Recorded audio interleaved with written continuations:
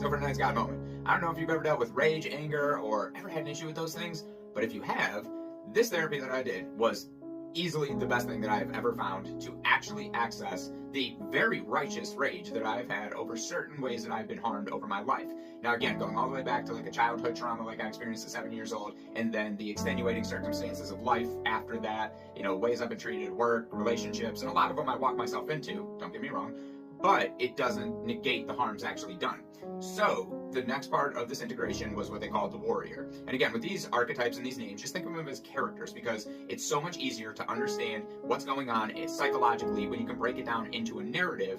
rather than, like, just imagine if I'm watching a movie that's playing out that story of what I'm going through compared to if somebody hands me the psychological literature and says, here, read this, and then you'll figure out how your brain works. One of them is a hell of a lot easier for my mind to understand than the other. So in this one, what they call the warrior archetype, this is the part of me that was formed in my psyche that would do anything that I could to protect that inner child that got harmed. So this is the part of me that was always on the defensive. It's what put my fight or flight system on all the time. He was like the guy guarding the black wall all the time in Game of Thrones. Like, it was so overbearing that even people who genuinely did love me in certain areas of my life, he would still, that part of my psyche would still literally lash out just to keep anybody, because even love meant vulnerability, and that vulnerability is what got us hurt in the first place, so that part of me was protecting it. So as I go through this integration process and I start to recognize this part of my psyche, it starts to access all the rage that part of me was suppressing and keeping down, the part of me that needed to express the anger from what had happened to me.